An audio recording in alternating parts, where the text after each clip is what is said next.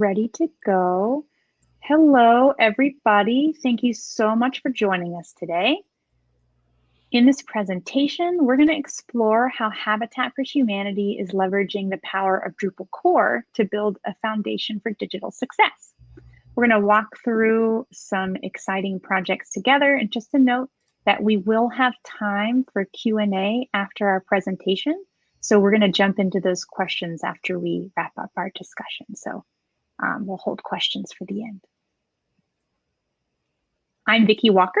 I'm a project manager here at Media Current, and we're very lucky to be joined today by two members for Habitat for Humanity's web team. Will and Caroline, would you like to introduce yourselves? Go ahead, Sure. Will. All right, I'm Will Rusk. I'm a Drupal developer. I've been working with Drupal since Drupal 6, I think. Actually did a little bit in 5, but not a lot. Let's see, in addition to, working now for Habitat for Humanity as their Drupal developer, I've been lucky enough to work for my alma mater, Georgia Tech, and have also done some interesting stuff with Turner Sports, such as NASCAR, which is where I got a lot of my first Drupal experience.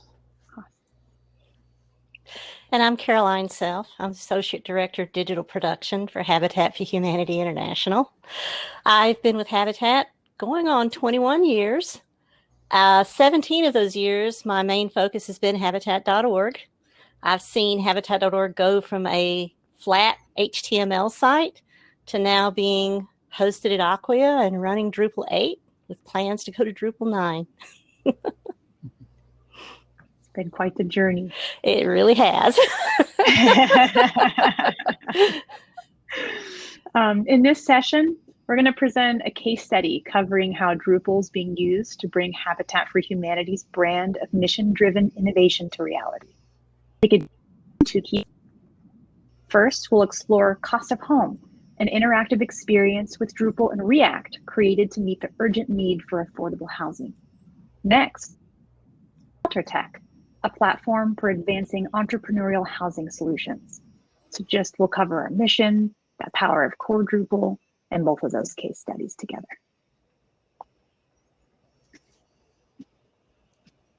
Just a little about Media Current. We are the open source expansion partner. What this means is that we help organizations like Habitat for Humanity that want to elevate and advance their open source digital experiences.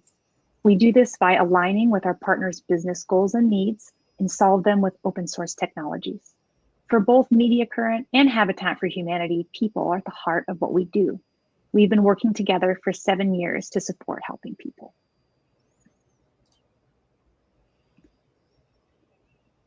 Recently, with the turmoil and economic fallout of the COVID-19 pandemic, Habitat.org has become a hub for advocacy efforts to support millions of individuals now struggling with housing insecurity. This is a quick look at the scale of Habitat.org and the global impact totals from their 2020 annual report.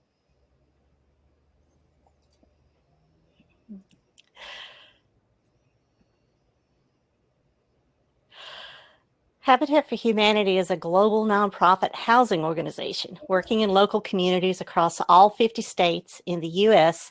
and approximately 70 countries. Habitat's vision is of a world where everyone has a decent place to live. Habitat works toward our vision by building strength, stability, and self-reliance in partnership with families in need of decent and affordable housing. Habitat homeowners help build their own homes alongside volunteers and pay an affordable mortgage. With the website, we encourage visitors to take action by advocating for affordable housing from Congress, showing public support for housing affordability, getting involved locally in their communities, or learning more about the Cost of Home or other initiatives that Habitat has. Drupal has helped us move forward with our mission.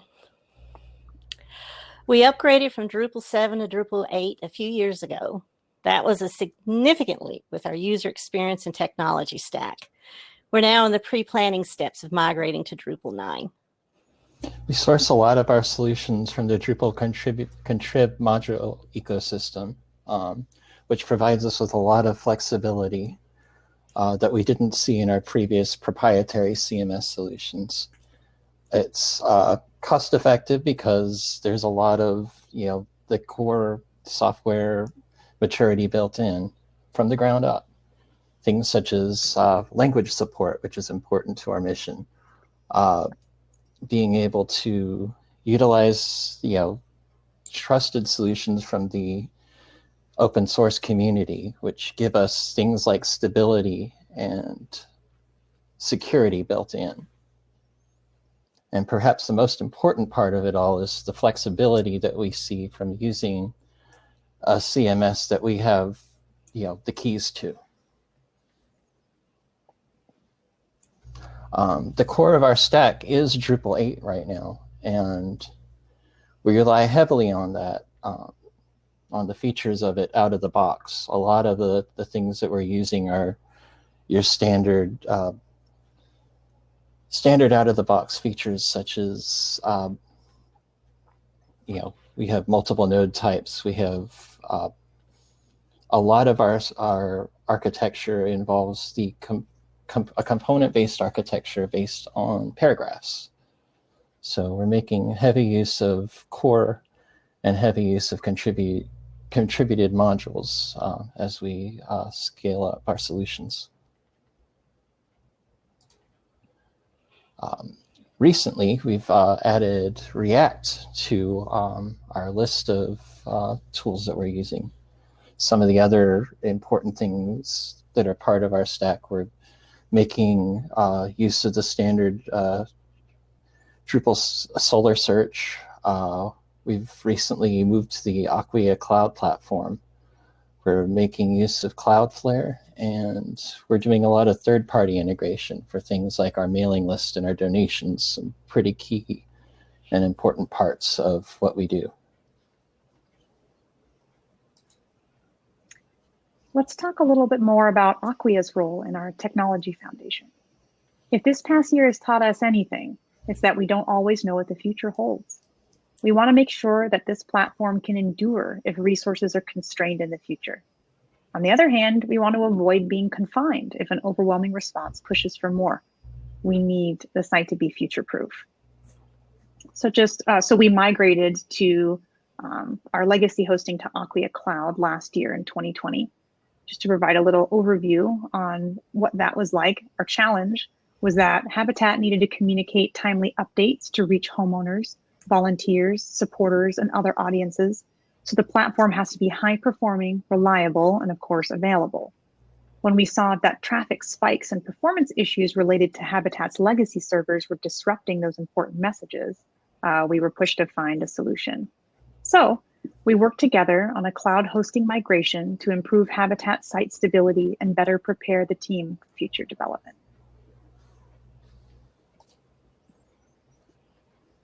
So the results of that migration, the Acquia hosting migration and Habitat's end goal of improved availability, performance, and security for its primary web property was accomplished in 7 weeks. We improved performance and load time. We increased website reliability, reinforcing the impact of Habitat's advocacy and volunteer efforts. We significantly reduced the overhead of deploying new code releases. And we also set up continuous integration for improved deployment process and automated testing.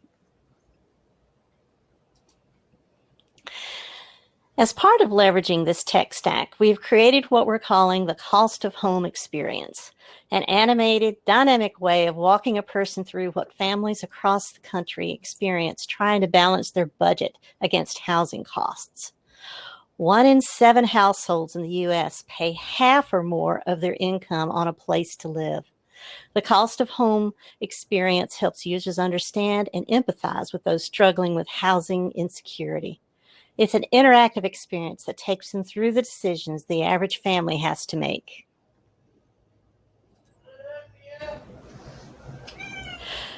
The experience walks the users through several hardships families face and asks them what they would do in each case, demonstrating that in most cases, no matter your decision, there's likely not enough savings to deal with life's unanticipated costs.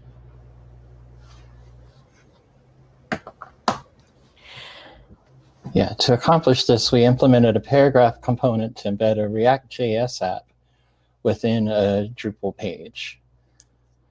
Some of our future plans for improving on this solution, we're going to be integrating it with the JSON API so that it will be, React will be talking more directly with the Drupal backend, and this will increase our ability to create more scenarios as we go forward and provide more opportunities to create new experiences like this. The other piece that we plan on implementing as part of that is a scenario node to make all of this possible.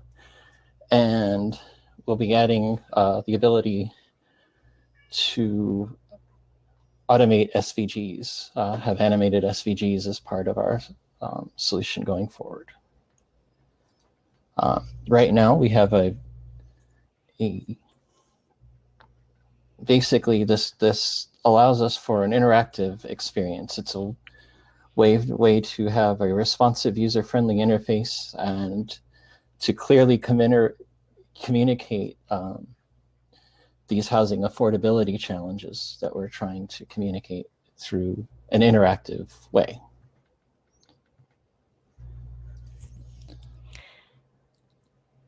And speaking to ShelterTech, Habitat for Humanity ShelterTech is a global innovation platform advancing entrepreneurial housing solutions that radically improve the lives of low-income families.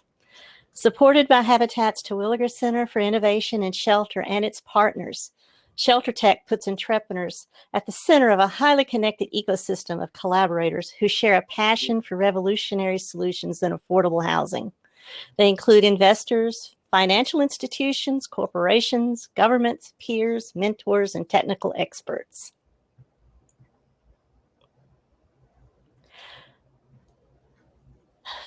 The purpose of ShelterTech: to communicate the offerings and benefits of ShelterTech to startups focusing on affordable housing globally, to get leads of interested startups with call to actions encouraging users to contact Habitat for Humanity. The goal: a selection of content targeted at housing-focused entrepreneurs who are intent on radically improving the lives of low-income families. The goal is that investors, financial institutions, corporations can easily find information about ShelterTech and its accelerators. To accomplish this, we basically tap the power of Drupal core to launch a content-rich subsite that advances entrepreneurial housing solutions. We created a subsite with its own additional menus. We're utilizing taxonomies and a bit of custom code to make sure that the path is right for each page. This allows us to change the theme, including an additional submenu, change the layout with Layout Builder, change the menu, as you can see here. And it's all done with core Drupal and just a little bit of custom code. You can see the navigation at the top of http://habitat.org/sheltertech. And one of the other interesting features there is that we implemented, using language modules, some English-Spanish toggles. Just a success story for ShelterTech. What you're seeing here is a 600 square foot home that was printed, 3D printed by a startup company in India. The build was made possible with investment from Habitat Humanity ShelterTech program. This concrete home was built over 30 days, and the goal is to reduce this down to 1 week eventually. This technology holds great potential to lower construction costs, save water, and reduce material waste by up to 65%. So just to recap, key takeaways from today's presentation, some recommendations and things that we've learned working together with Habitat for Humanity. Invest in your future state. The addition of SVG graphics and animated graphics is something new we're excited to be adding so we can continue to evolve. Moving to Acquia helps us mitigate site risks for the future. and just in continually investing in the future state of your site to be proactive of your needs instead of reactive. Also having a project management plan, conduct an in-depth content audit and take the time to map out what your website navigation's future state will be. Have a strong project management plan in place for both the web development, Drupal front and back end, and content development work. It's critical to have the right people and stakeholders available so goals can be set and decisions can be made. And then trying to look for the broadest possible application. We always keep in mind that every dollar we invest in our site comes from people around the world who believe in Habitat for Humanity's mission.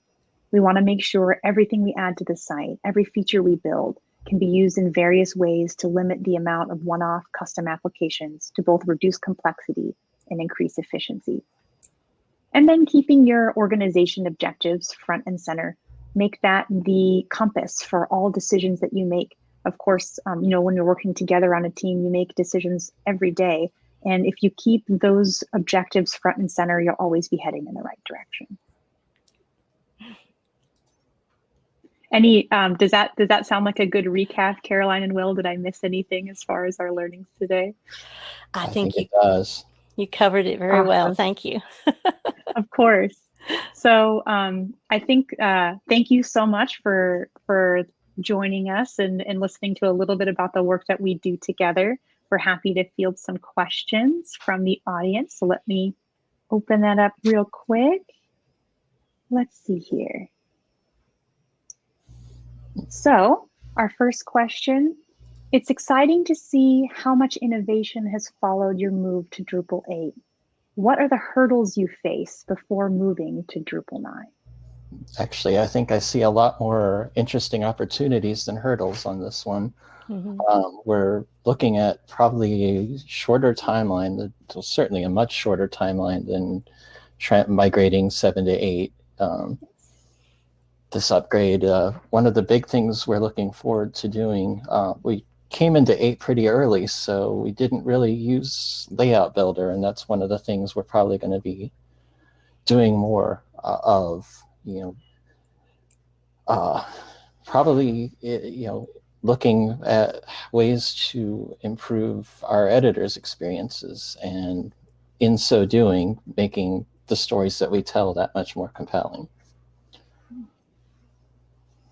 Awesome. Thank you, Will. Another question, did the site's content or just architecture in general change over time after the initial launch on Drupal 8, or was it flexible enough to adjust it over time? It's definitely changed over time. I've always said that a website, in a way, is like a living thing. It's constantly changing. It's constantly growing. Sometimes it shrinks. Sometimes it grows. But yes, it definitely. We haven't really ran into anything with Drupal 8 that prevented us from accomplishing what we needed to do. Yeah, I think one of the big factors there was we went with a component architecture. And so basically we need something new on the site. We add a new paragraph, maybe a little bit of custom code to handle it, and it's ready to go. Awesome. Another question, can you share a bit of how you prioritize your digital roadmap? That is always a struggle for the team. I mean, I don't think we're agile in the traditional sense, but we do oftentimes, in responding to disasters or other, major world events, we do have to be able to spin on a dime.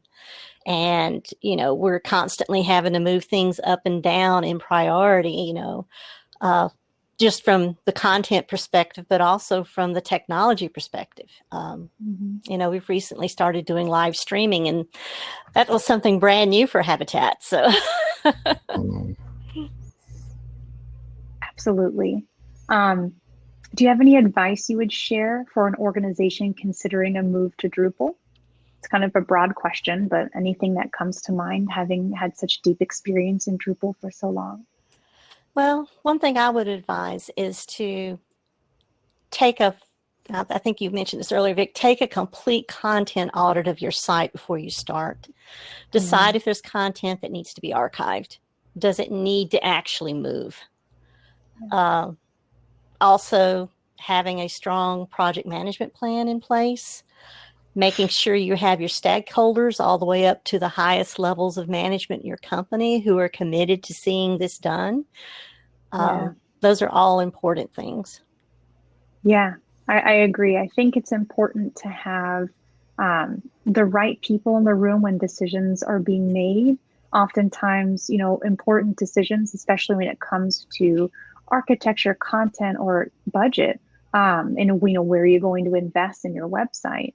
Those decisions involve a lot of people, and often some of those things kind of change on a frequent basis. Priorities and where we're going to put our energy and our time.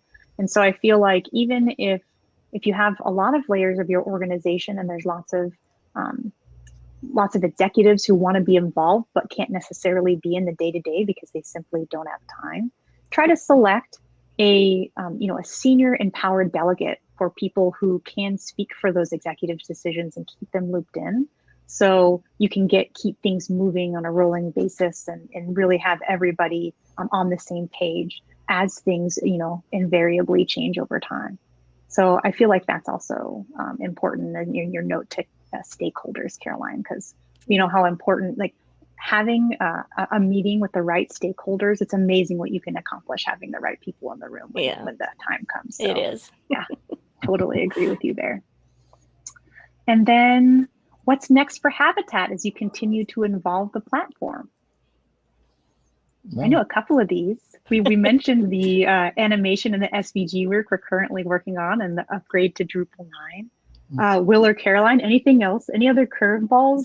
I think we're looking to probably make even more use of the language modules going forward. Right on. ShelterTech and really TCIS in general, their whole mission, supporting that mission is going to require a lot of multilingual support. Yeah. And because of how global an organization Habitat for Humanity is, we want to make sure that content is accessible, both from an accessibility standpoint, like an ally standpoint, but also from like just a pure language standpoint for as many markets as possible. So that makes total sense and is really exciting.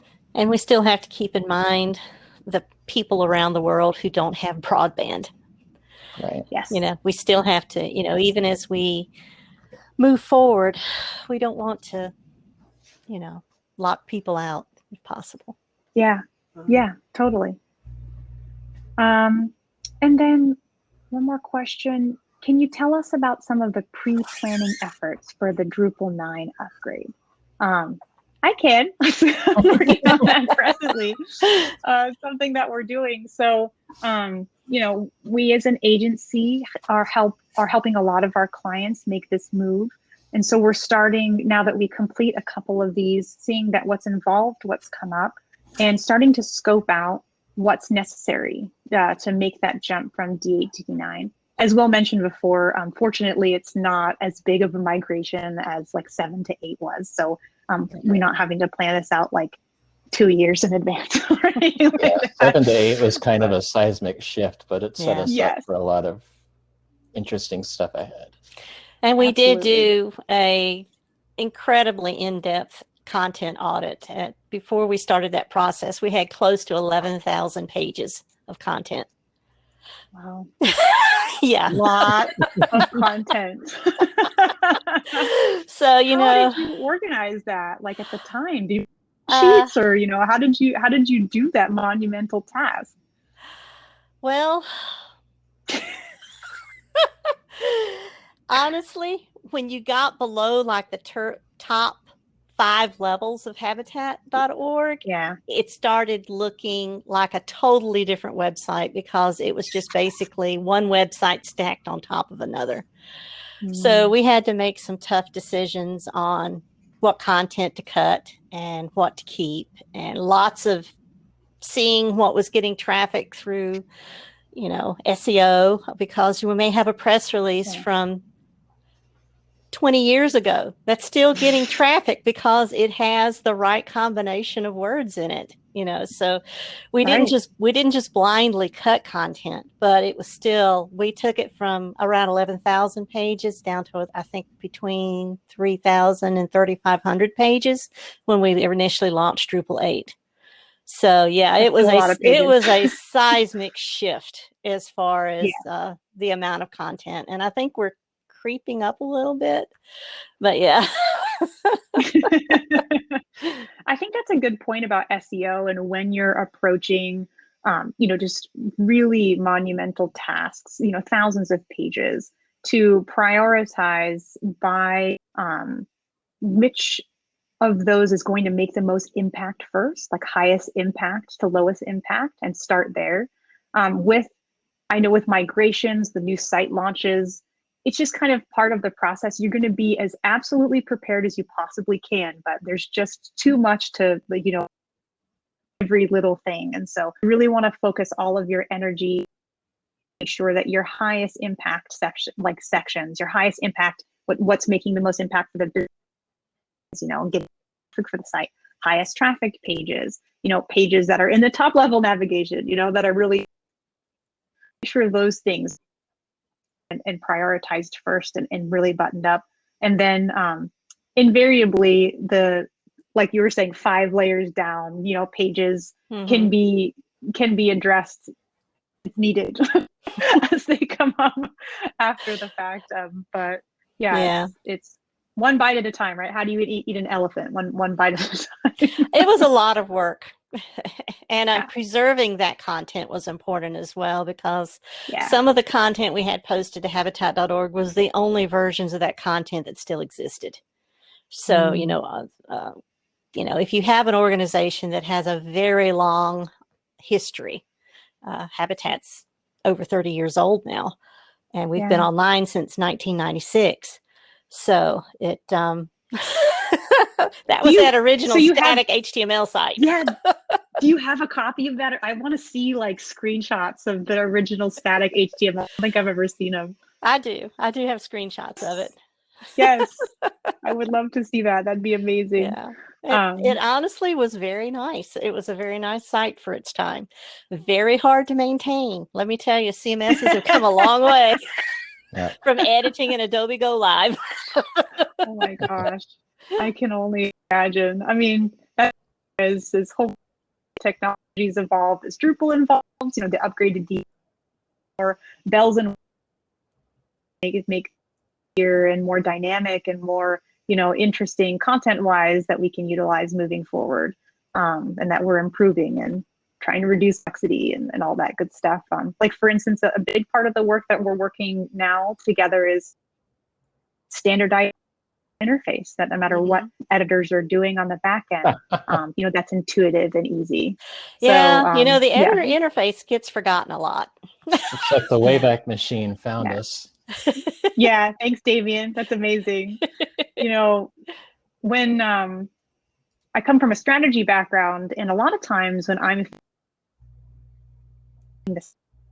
reserve a persona editor a lot about, but they are critical of any website, right? And that's why CMS exists, to make this, a more easy, process, so developers don't have to change content. Right. Wider people to be able to do that. So, that's part of the work we'll do together as well. Mm-hmm.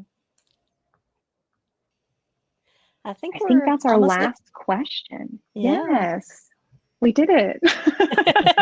I want to direct people. There's one slide after this one, if you would advance, for everybody still here.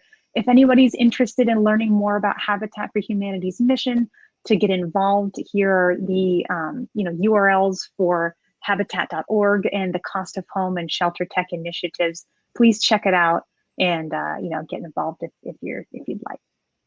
And thank you so much for joining us today. It's been a real pleasure.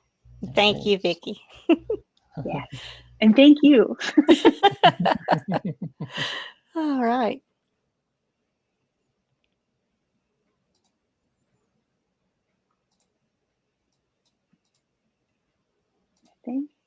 Yes, thank you, everybody.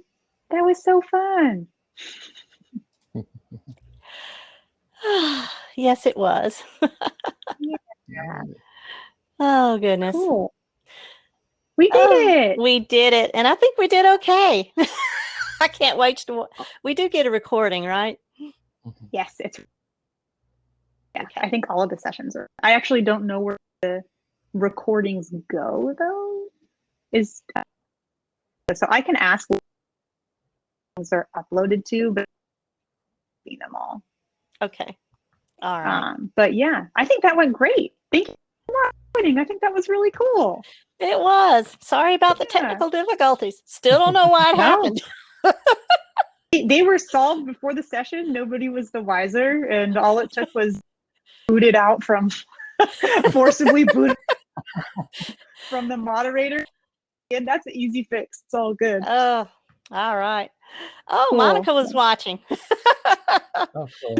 Hey, Monica. Well, I think it's over. Actually, we'll find out if there's anything to record.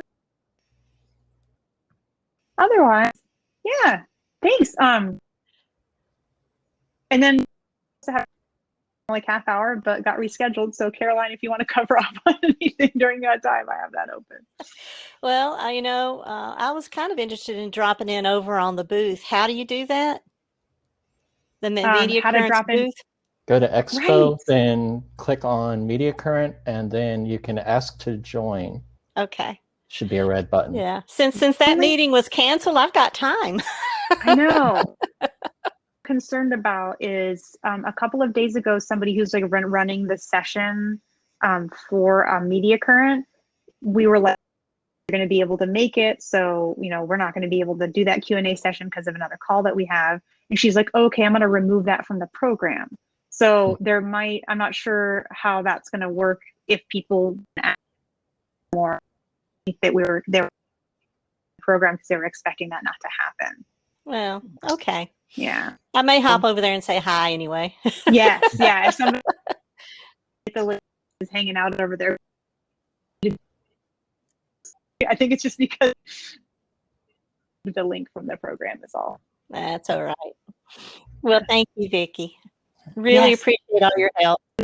Yeah, no, like none of it. I've just showed up and read my lines. So all right. Bye-bye.